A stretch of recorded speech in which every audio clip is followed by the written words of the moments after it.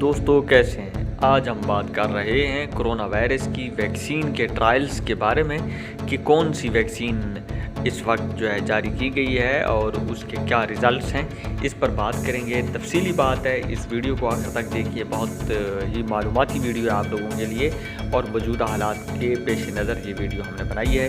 Corona virus की कम अज़ कम 3 vaccine के इस्तेमाल की मंजूरी हंगामी बुनियादों पर दी जा चुकी है और दुनिया भर में कम अज़ कम 2.5 करोड़ लोगों को ये वैक्सीन लग चुकी है। तो इस वैक्सीन के बनाने का काम जनवरी 2020 में उस दिन शुरू हो गया था जिस दिन चीन ने कोरोना वायरस के जेनोम को डिकोड करके इसे पब्लिक डोमेन में कर दिया था, यानी तमाम दुनिया के माहिरीन को इस डेटा की एक्सेस फराहम कर दी थी। इब्तदाई तहकीक: रवायती वैक्सीन वायरस को नकारा करके बनाई जाती हैं, यानी हमें जो वैक्सीन लगाई जाती है इसमें वायरस कमज़ोर शक्ल में मौजूद होती है, लेकिन वो हमें बीमार नहीं कर पाती। चूँकि रवायती वैक्सीन में वायरस मौजूद होती है, इसलिए इस बात का इम्कान मौजूद होता है, अगरचे इंतहाई कम होता है कि इंतहाई कमज़ोर मुदाफ़ियाती निज़ाम के हामिल अफराद में वो वायरस अपनी कापियाँ बनाने में कामयाब हो जाए। इसलिए लाखों में 1 या 2 अफराद में वैक्सीन बीमारी का सबब बन सकती है।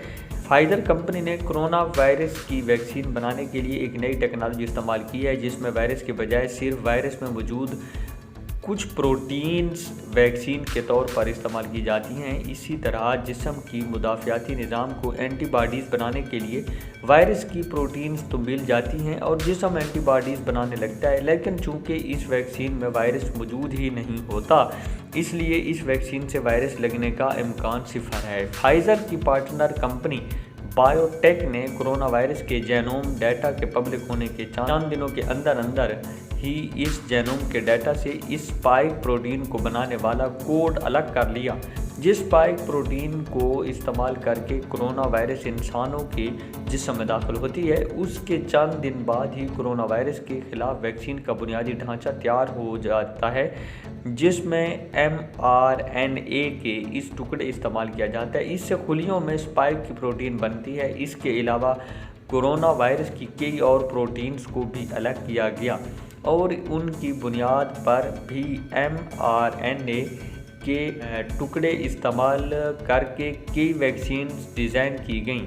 इसी तरह साइंसदानों को ये इल्म नहीं था कि इनमें से कौन सी तजर्बाती वैक्सीन सबसे बेहतर तौर पर काम करेगी या कि इनमें से कोई भी वैक्सीन काम करेगी या नहीं। लेबॉर्ट्री में तजर्बात से साइंसदानों ने यह मालूम किया है कि जो तजर्बाती वैक्सीन को कोरोना वायरस की स्पाइक प्रोटीन इस्तेमाल करती है, इस वैक्सीन के नताइज सबसे बेहतर हैं। इस वैक्सीन को BNT162B1 का नाम दिया गया और इस पर इब्तदाई टेस्ट का आगाज़ किया गया। इब्तदाई टेस्ट: किसी भी दवा का पहला टेस्ट जानवरों पर किया जाता है ताकि अगर ये वैक्सीन ख़तरनाक हो तो किसी इंसान की जान खतरे में ना पड़े।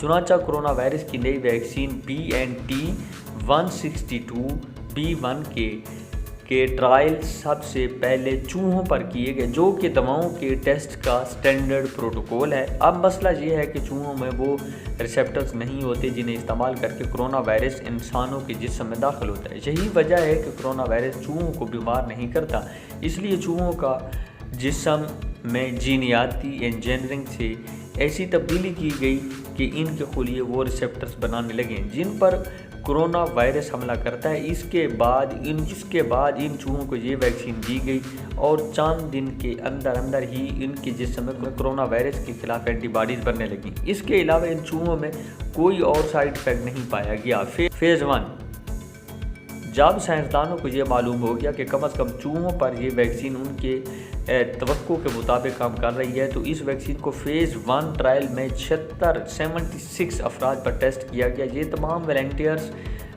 नौजवान और सेहतमंद थे, यानी इन्हें न सिर्फ पहले कोरोना नहीं हुआ था बल्कि इन्हें कोई और बीमारी मसलन डायबिटीज़, ब्लड प्रेशर, दिल की बीमारी या कोई और ख़तरनाक बीमारी नहीं थी। फ़ेज़ 1 के ट्रायल्स मई और जून 2020 में किए गए। इस ट्रायल का मकसद ये था कि इंसानों में कोरोना के ख़िलाफ़ एंटीबॉडीज़ बनने की तस्दीक की जाए اور ویکسین کے ڈوز یعنی مقدار کا بھی تعین کیا جائے۔ چنانچہ مختلف لوگوں کو مختلف ڈوزز دی گئیں جو 10 مائکرو گرام سے 100 مائکرو گرام تک تھیں۔ اس ٹیسٹ سے یہ نتیجہ نکالا گیا کہ یہ ویکسین نہ صرف انسانوں پر کام کرتی ہے، یعنی انسانوں میں کرونا وائرس کے خلاف اینٹی باڈیز بنتی ہیں، بلکہ اس ویکسین کا کوئی بڑا اور خطرناک سائیڈ ایفیکٹ نہیں ہے۔ اس کے علاوہ یہ بھی طے پایا کہ فیز 2 اور فیز 3 کے لیے 30 مائکرو گرام کی ڈوز استعمال کی جائے گی، اور یہ ڈوز ہر والنٹیئر کو 21 دن کے وقفے سے 2 بار دی جائے گی۔ فیز 2 کے ٹرائل کا مقصد یہ تھا کہ اس ویکسین کے سائیڈ ایفیکٹس کا مطالعہ کیا جائے اور یہ دیکھا جائے کہ مختلف عمر اور جنس کے افراد پر یہ ویکسین یکساں طور پر کام کرتی ہے یا نہیں۔ اسٹڈی میں ایسے مردوں اور عورتوں کو شامل کیا گیا جن کی عمریں مختلف تھیں، اور ان میں سے کچھ کو بلڈ پریشر، کولیسٹرول، ذیابیطس کی قسم کے عارضے تھے جو عوام میں اکثر پائے جاتے ہیں۔ اس کے علاوہ مختلف قومیتوں کے افراد اس ٹرائل میں شامل کیے گئے تاکہ اس بات کو یقینی بنایا جا سکے کہ ایسی کوئی قومیت نہیں ایسی جینیاتی میوٹیشن ہو جس ویکسین کو اس قومیت کے افراد کے لیے خطرناک بنا دے۔ فیز 2 ٹرائل 12 اگست 2020 کو مکمل ہو گیا اور اس میں اس ویکسین کے خلاف کوئی خطرناک ری ایکشن دیکھنے کو نہیں ملا۔ اس ٹرائل میں شامل افراد کے جسم میں وافر مقدار میں ایسی اینٹی باڈیز پیدا ہوئیں جو کرونا ویکسین کی اسپائک پروٹین پر حملہ کرنے کے قابل تھیں۔ گویا فیز 1 اور فیز 2 کے ٹرائل میں اس ویکسین کے اثر پذیری بھی مثبت طور پر دیکھی گئی اور اسے محفوظ بھی پایا گیا۔ اسی وجہ سے حکومت نے فائزر کو فیز 3 ٹرائلز کے آغاز کی اجازت دے دی۔ اس سے پہلے کہ ہم فیز 3 ٹرائل کی بات کریں، ہمیں ڈبل بلائنڈ پروٹوکول کو سمجھنا ہوگا کہ ڈبل بلائنڈ کا پروٹوکول کیا ہوتا ہے۔ ڈبل بلائنڈ ٹرائل کیا ہے؟ اگر میں کوئی دوا استعمال کروں اور میرا مرض ٹھیک ہو جائے تو اس کا مطلب یہ ہے کہ دوا نے میرا مرض ٹھیک کر دیا، رائٹ، ٹھیک ہو گیا؟ جی نہیں، اس سے یہ بالکل ثابت نہیں ہوتا کہ میرا مرض دوا سے ٹھیک ہوا ہے۔ میرے مرض کے ٹھیک ہونے کے بہت سی وجوہات ہو سکتی ہیں۔ اکثر چھوٹے موٹے امراض ایک معینہ مدت کے ہوتے ہیں اور خود بخود ٹھیک ہو جاتے ہیں۔ خاص طور پر یہ وائرس کی وجہ سے ہونے والی کئی بیماریاں عموماً کچھ دنوں میں خود ہی ٹھیک ہو جاتی ہیں۔ معمولی نزلہ زکام، پیٹ خراب ہو جانا، کہیں معمولی چوٹ لگ جانا ایسے امراض ہیں جن کا علاج کرنے کی ضرورت نہیں ہوتی کیونکہ یہ چند دنوں میں خود ہی ٹھیک ہو جاتے ہیں۔ اگر ان امراض کی دوا لی جائے اور دوا لینے کے بعد آپ ٹھیک ہو جائیں تو اس سے یہ بالکل ثابت نہیں ہوتا کہ آپ کے ٹھیک ہو جانے کی وجہ دوا ہے۔ زیادہ پیچیدہ امراض میں بھی بعض اوقات پلاسیبو ایفیکٹ کی وجہ سے اثر دوا دینے کے بعد بھی وقتی طور پر امراض کی علامات میں کمی آ جاتی ہے یا مرض کی علامات وقتی طور پر غائب ہو جاتی ہیں، جس سے مریض کو یہ شبہ ہوتا ہے کہ اس کا مرض ختم ہو گیا ہے، لیکن مرض اندر ہی اندر بڑھتا رہتا ہے۔ جدید طب میں دوا کا اثر معلوم کرنے کے لیے اس بات کا اہتمام کیا جاتا ہے کہ دوا کے اثر کی پیمائش پلاسیبو ایفیکٹ سے الگ کی جائے۔ اس لیے دوا کو ٹیسٹ میں فیز 3 ٹرائلز میں ڈبل بلائنڈ پروٹوکول استعمال کیا جاتا ہے۔ اس پروٹوکول میں تمام والنٹیئرز کو 2 گروپس میں تقسیم کیا جاتا ہے۔ ایک گروپ کو وہ دوا دی جاتی ہے جس کا ٹیسٹ کرنا مقصود ہو، جبکہ دوسرے گروپ کو جسے کنٹرول گروپ یا پلاسیبو گروپ کہا جاتا ہے پلاسیبو دوا دی جاتی ہے۔ پلاسیبو دوا میں دوا نہیں ہوتی لیکن اس کی شکل و صورت بالکل دوا کی سی ہوتی۔ مثال کے طور پر اگر جس دوا کو ٹیسٹ کیا جا رہا ہے اسے سفید رنگ کی ٹیبلٹ دیا جاتا ہے تو ڈبل بلائنڈ ٹیسٹ کے لیے عین اسی طرح کی سفید ٹیبلٹ بنائی جاتی ہے جس میں دوا نہیں ہوتی۔ اس گولی کو پلاسیبو کہا جاتا ہے اور ٹیسٹ میں ایک کنٹرول گروپ کو یہ پلاسیبو دوا دی جاتی ہے۔ ڈبل بلائنڈ پلاسیبو کا مطلب یہ ہے کہ مریضوں کو یہ علم نہیں ہوتا کہ انہیں دوا دی جا رہی ہے یا پلاسیبو۔ ان مریضوں کو دوا دینے والے ڈاکٹروں اور ان کے مریضوں کو بھی یہ علم نہیں ہوتا کہ کس مریض کو دوا دی جا رہی ہے اور کس کو پلاسیبو۔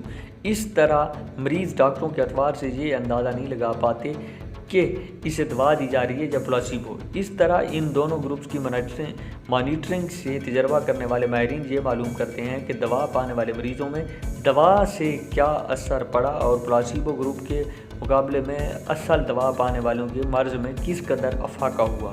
اس طرح دوا کا اثر واضح ہو جاتا ہے۔ اگر دوا پانے والے مریضوں اور کنٹرول گروپ کے مریضوں میں مرض کی حالت میں زیادہ فرق نہیں پایا گیا تو اس کا مطلب یہ ہوتا ہے کہ دوا پلاسیبو سے بہتر کام نہیں کرتی۔ ایسی صورت میں اس دوا کو رد کر دیا جاتا ہے، اسے پلاسیبو کی منظوری نہیں دی جاتی۔ Phase 3 trial. فیز 1 اور فیز 2 کی کامیابی کے بعد اگست 2020 میں فائزر نے اس ویکسین کے فیز 3 ٹرائلز کا آغاز کیا۔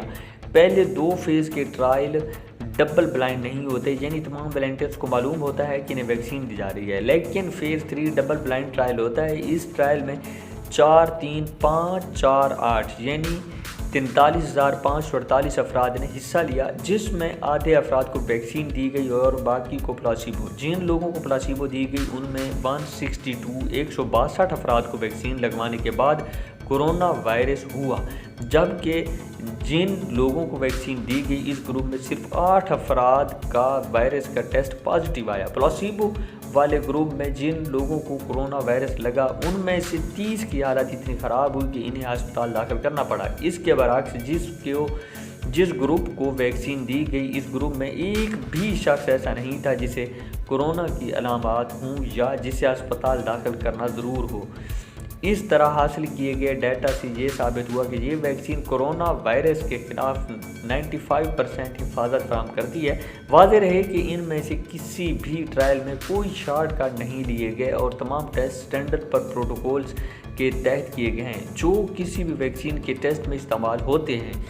حکومت نے اگرچہ اس ویکسین کی منظوری کے لیے ہر ممکن حد تک سرخ فیتے کو ختم کیا اور باقی تمام دواؤں کی ٹیسٹنگ پر کورونا کی ویکسین کے ٹیسٹ کو ترجیحی بنیادوں پر فوقیت دی، لیکن سیفٹی پروٹوکولز کو سختی سے فالو کیا گیا۔ منظوری۔ جو ہی فائزر نے ٹیسٹ کا ڈیٹا حکومت کو پیش کیا، امریکی حکومت نے اس ڈیٹا کو اسٹڈی کرنے کے بعد اور یہ اطمینان کرنے کے بعد کہ ڈیٹا درست ہے، اس ویکسین کی منظوری ہنگامی بنیادوں پر دی اور 16 سال سے زیادہ عمر کے تمام افراد کو یہ ویکسین لگانے کی اجازت فراہم کی گئی۔ باقی کئی ممالک میں حکومتوں نے بھی اس ویکسین کے استعمال کی منظوری دی۔ فائزر کی ویکسین کے علاوہ اب ماڈرنا اور آکسفورڈ یونیورسٹی کی ویکسینز کو بھی حکومت نے منظور کر لیا ہے، کیونکہ ان ویکسین کے ٹرائلز بھی اسی طرح 3 فیز میں کیے گئے۔ ماڈرنا کی ویکسین کی اثر پذیری بھی 95% کے لگ پائی گئی، جبکہ آکسفورڈ یونیورسٹی کی ویکسین کی اثر پذیری 70% پائی گئی۔ اس کے علاوہ چین نے اپنے ہی ملک میں بنائی گئی ویکسین کی منظوری بھی دے دی ہے۔ چین کے ویکسین کے فیز 3 کے نتائج کا اعلان نہیں کیا گیا، لیکن ابتدائی اسٹڈی سے معلوم ہوتا ہے کہ چین کی ویکسین 90% تک کامیاب رہی ہے۔ پاکستان میں غالباً چین کی ویکسین ہی لگائی جائے گی۔ جنوری 9، 2020 تک دنیا بھر میں 2.5 کروڑ سے زیادہ افراد کو یہ ویکسین دی جا چکی ہیں اور ابھی تک کسی قسم کے سائیڈ ایفیکٹ کی کوئی خبر نہیں آئی۔ تو دوستو، یہ تھی آج کی بہترین قسم کی معلومات۔ آئندہ اس قسم کی اچھی ویڈیوز دیکھنے کے لیے ہمارے YouTube چینل کو سبسکرائب کیجیے اور بیل آئیکن کو دبائیے۔ ملتے رہیں گے نئی ویڈیوز کے ساتھ۔ اللہ حافظ۔